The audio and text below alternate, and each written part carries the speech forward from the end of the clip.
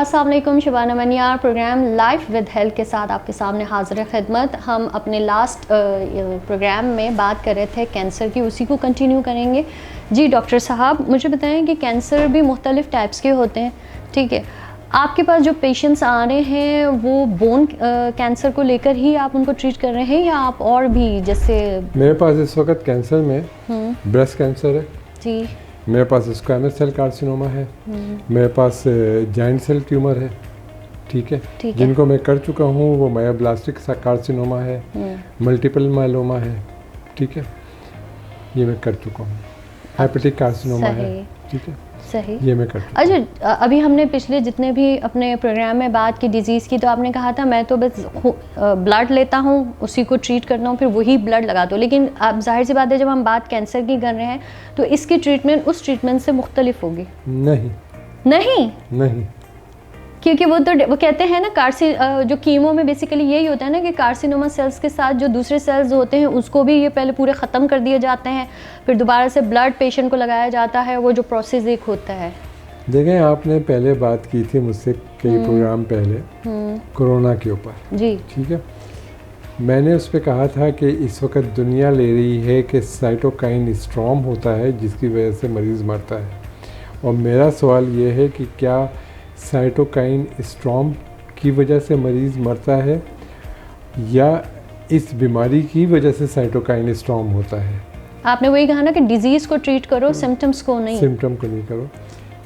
Cancer के लिए भी जब बात पिछले प्रोग्राम में शुरू हुई थी तो मैंने आपको वॉल्टर इज़राइल का हवाला दिया था, और मैंने आपसे कहा था कि उसमें पहला जुमला ट्यूमर के लिए ये है कि अनडिफरेंशिएटेड सेल डिवीजन, जब वो मल्टीप्लिकेशन उनकी डिस्टर्ब हो जाती है तो it's a beginning of cancer या ट्यूमर। हाँ, ब्रेस्ट कैंसर ले लें, ठीक है। अब ये डिपेंड करता है कि ग्लैंडुलर टिश्यू में ट्यूमर की फॉर्मेशन शुरू हुई है या फाइब्रस टिश्यू के अंदर शुरू हुई है। दोनों में अलग अलग है ब्रेस्ट का, लेकिन अलग अलग प्रेजेंटेशन है। ग्लैंडुलर है तो उसमें हार्मोन रिस्पॉन्सिव है या हार्मोन सेंसिटिव है, ठीक है, वो एक अलग चीज़ हो जाएगी। आप उसका HER टेस्ट करवाएंगे। एक चीज़ और है कि पिछले 30 साल में जो मैं कहता हूँ कि जो डायग्नोस्टिक मोडेलिटीज़ हैं उसमें इंसान ने बड़ी तरक्की की है, लेकिन मेरी नज़र में उसने हमारे काम को भी बड़ा ख़राब किया है, ठीक है। नो डाउट अबाउट इट कि चीज़ों ने फ़ायदा दिया है। पहले एक्सरे होता था खाली, अब फिर CT आया, फिर MRI आया, फिर स्पेक्ट आया। स्पेक्ट 45,000 रुपये कम से कम की चीज़ है। एक एक्सरे जो है वो 1500 रुपये में हो जाता है। मेमोग्राम कराएंगे आप 3,500 रुपये में। वो सब तो रेडिएशंस का ही, ठीक है। CT स्कैन और एक्सरे वो रेडिएशन है, ठीक है। आपको पता है कि ये जो एक्सरे है ये सबसे पहले एक इंग्लैंड के साहब थे, उन्होंने डायग्नोस किया था, ठीक है। रोंटिजेन नाम था उनका, इसी वजह से एक्सरे को रेंटजिनोग्राम कहा जाता है। दूसरा नाम इसका ये है। सबसे पहले एक्सरे जो उन्होंने किया था वो अपनी बीवी के हाथ को रख के उन्होंने एक्सरे किया था, तो बीवी की तीसरी उंगली में जो वेडिंग रिंग थी वो भी बड़ी वाज़ेह आई थी, ठीक है। फिर हज़रत इंसान तरक्की करते गए, रिसर्च एक कॉन्टिन्यूस वो है। इसमें फिर ये हुआ कि आपका स्कैन हुआ। शुरू में CT स्कैन 16 कट का होता था, फिर 32 कट का हुआ। 16 कट, 32 कट और 64 कट और स्पेक्ट, ये सब वो चीज़ें हैं कि आप जिस्म स्टेशनरी होता है उसकी ग्रिड ट्यूब घूमती है। CT स्कैन का भी यही है, हमारा स्पेक्ट का भी यही है, ठीक है। वो कितने स्पेसिंग से घूम रही है वो अलग हो जाता है। अब 16 अगर कट दिए उसने 1 इंच में, तो उसके बीच में अगर माइक्रोमेटास्टेसिस है वो मिस हो जाएगा, रिपोर्ट नॉर्मल आएगी। उसको इसलिए डेवलप किया गया और उसको 64 तक लेके चले गए ताकि ये मिस होने वाला ना हो। कट्स जो है वो करीब करीब हो जाएं ताकि किसी ना किसी कट में पकड़ा जाए, ठीक है। लेकिन फिर हम ने छोड़ दिया बेसिक चीज़ों को। अब हम लोग डिपेंडेंट हो गए हैं हाई फाई चीज़ों के। हम सबसे पहले MRI लिखते हैं, हम एक्सरे नहीं लिखते हैं। हालांकि एक्सरे 1500-2000 रुपये में मरीज़ 15 मिनट में आपको ला के दिखा देगा। लेकिन आपको लगता है कि एक्सरे में वो कार्सिनोमा सेल्स और वो सब मतलब डॉक्टर्स को, आप जैसे एक्सपर्ट सर्जन्स को देखें, बात यह है कि एक मुहावरा दो तरह से अप्लाई होता है, ठीक है। आप जितना गुड़ डालेंगे उतना मीठा होगा, ठीक है। लेकिन वो मीठा मरीज़ के लिए कितना हो रहा है और डॉक्टर के लिए कितना हो रहा है, ये एक अलग बात है, ये अलग बात, ठीक है। हाँ। अब मैं ये कह रहा था कि एक्सरे आप कराएं, आपको 60% से 65% नॉलेज जो है वो आपको अच्छा प्लेन एक्सरे दे देगा। स्टेज भी है जैसे फर्स्ट, सेकंड, थर्ड और फिर लास्ट स्टेज, वो आखिरी चीज़ है ना, वो तो पहले आप तो डायग्नोसिस पे स्टार्ट कर रहे हैं ना, ओके। तो आपको ये दे देगा। नहीं है उसका तो कोई बहुत ज़रूरत नहीं पड़ेगी ना आपको MRI की, ठीक है। लेकिन आपने MRI कराया नहीं है तो मरीज़ के तो 15,000 रुपये खर्च हो गए आपके पास, कह रहे हैं और आपके पास वो रिपोर्ट 5 दिन बाद पहुंची, ठीक है। ये एक्सरे तो आपके पास 15 मिनट में आ जाएगा हाथ में, ठीक है। मोर और लेस 60 to 70% इंफॉर्मेशन दे के जा रहा है। ठीक है, एक्सरे आपको बेसिकली बता देगा कि कैंसर है या नहीं है। आप यही कहना चाह रहे हैं ना, बजाय 15,000 का MRI मैं ये कहना, जो बात मेरी शुरू हुई थी, मैं ये कह रहा हूँ कि ये जो है मोडालिटीज़, इन्होंने चीज़ों को और गंभीर बनाया, ठीक है।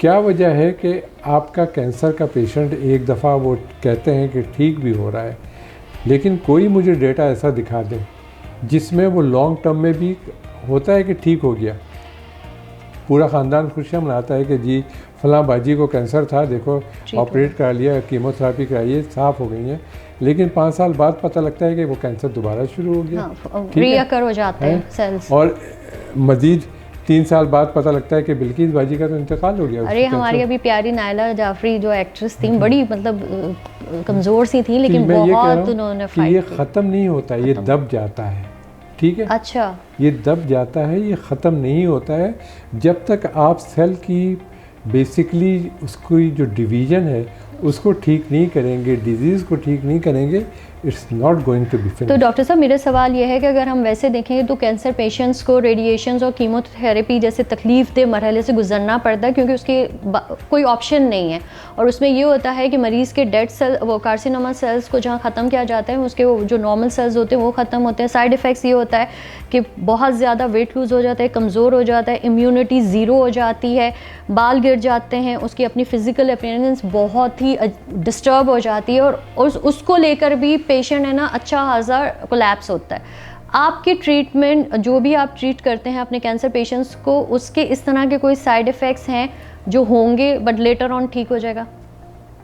ये खातून, नाम मैं नहीं लूँगा, मैं जो बता रहा हूँ, स्क्वैमस सेल कार्सिनोमा,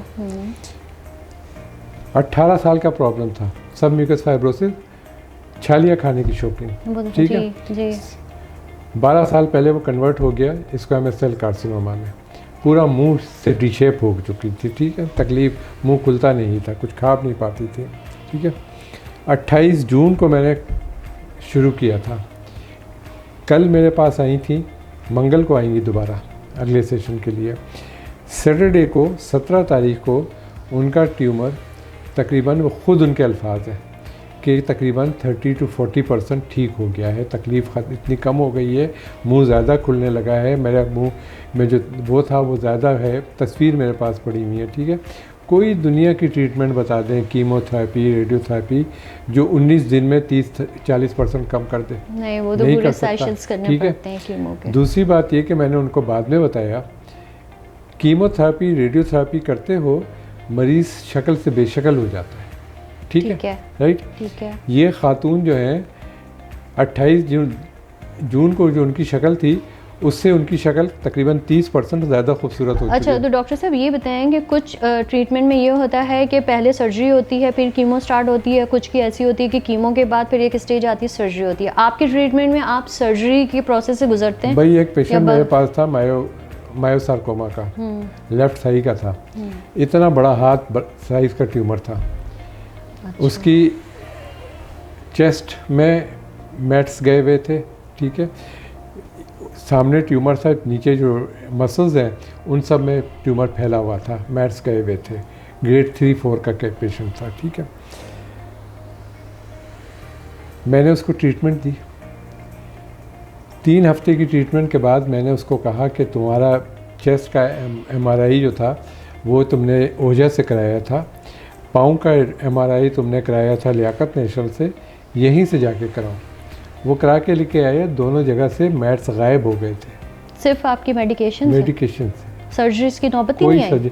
लेकिन फिर मैंने उसको कहा कि देखो ये कंट्रोल हो गया है, अब तुम जाके इतना बड़ा मास जो है, तुम अगर ये उम्मीद करो कि मैं मेडिकेशन देता रहूँ तो मैं क्या 2 साल तक मेडिकेशन देता रहूँगा? ये इतना बड़ा mass, you have to remove it. अच्छा, मैंने अभी आपसे कहा शुरू में कुछ प्रोग्राम पहले कि ट्रीटमेंट मैं 3 में डिवाइड करता हूँ, एक इमरजेंसी ट्रीटमेंट, एक मैनेजिंग ट्रीटमेंट और एक फैसिलिटेशन ट्रीटमेंट।